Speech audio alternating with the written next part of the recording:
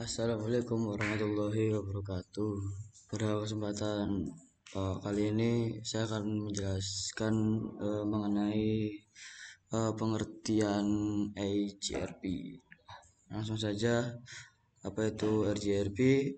EJRP adalah Enhanced Interior Gateway Routing Protocol, merupakan hasil pengembangan dari routing protokol yang sebelumnya yaitu EGRP. Yang keduanya adalah routing pengembangan dari Cisco.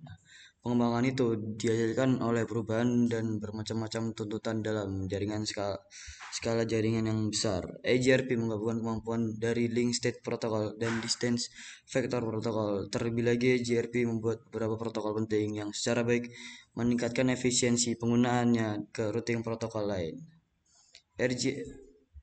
EGRP ini routing protokol yang hanya diadopsi oleh router Cisco atau sering disebut sebagai proprietary protokol pada Cisco, di mana EGRP ini hanya bisa digunakan sesama router Cisco saja, dan routing ini tidak didukung dalam jenis router yang lain. EGRP sering disebut juga Hybrid Distance Vector Routing Protocol karena cara kerjanya menggunakan dua tipe routing protokol, yaitu Distance Vector Protocol dan Link State Protocol. Dalam pengertian bahwa routing EGRP sebenarnya merupakan distance vector protocol, tapi prinsip kerja yang menggunakan link state protocol, sehingga EGRP disebut sebagai hybrid distance vector. Mengapa dikatakan demikian? Karena prinsip kerjanya sama dengan link state protocol, yaitu mengirimkan semacam hello packet. Fitur-fiturnya yang pertama yaitu mendukung IP, IPX, dan NAPLTAL melalui modul-modul yang bersifat protokol dependent. Yang kedua yaitu pencarian network tetangga yang dilakukan dengan efisien. Yang ketiga yaitu komunikasi melalui Reliable Transport Protocol atau RTP. Yang keempat yaitu pemilihan jalur terbaik menggunakan diffusing update algoritma atau dual.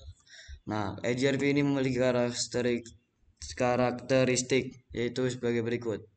Yang pertama adalah menggunakan protokol routing Enhanced Distance Vector. Yang kedua adalah menggunakan cost load balancing yang tidak sama. Yang ketiga adalah menggunakan algoritma kombinasi antara distance vector dan link state. Yang keempat adalah menggunakan diffusing update algoritma atau dual untuk menghitung jalur terpendek. Nah, untuk cara kerja JRP ini yaitu contohnya mengirimkan hello packet untuk mengetahui apakah router-router tetangga masih hidup atau mati. Pengiriman hello packet bersifat simultan. Nah, dalam hello packet tersebut mempunyai hold time. Bila dalam jangka waktu hold time router tetangga tidak membalas, maka router tersebut akan dianggap mati. Biasanya hold time itu 3 kali waktunya hello packet. Hello packet defaultnya 15 detik. Lalu dual akan mengkalkulasi ulang untuk pet-petnya. Hello packet dikirim secara multicast ke IP address 224.0.0.10. Nah, ini adalah cara kerjanya, yaitu yang pertama yaitu memilih jalur atau route untuk mencapai suatu network dengan ongkos paling rendah dan bebas looping. Yang kedua adalah AD, Advanced Distance, menggambarkan seberapa jauh sebuah network dari network, merupakan ongkos metrik antara router next hop dengan network destination. Yang ketiga adalah FD, Visible Distance, menggambarkan seberapa jauh sebuah network dari router, merupakan ongkos metrik antara router dengan router next hop ditambah dengan AD dari router next hop. Yaitu keempat adalah ongkos paling rendah. Ya, tadi visible distance-nya paling dekat atau paling rendah.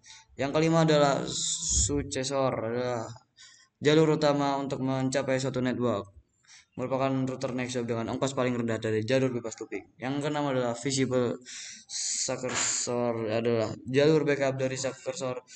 AD dari visible successor harus lebih kecil daripada FD dari successor. Mungkin ini adalah pengenalan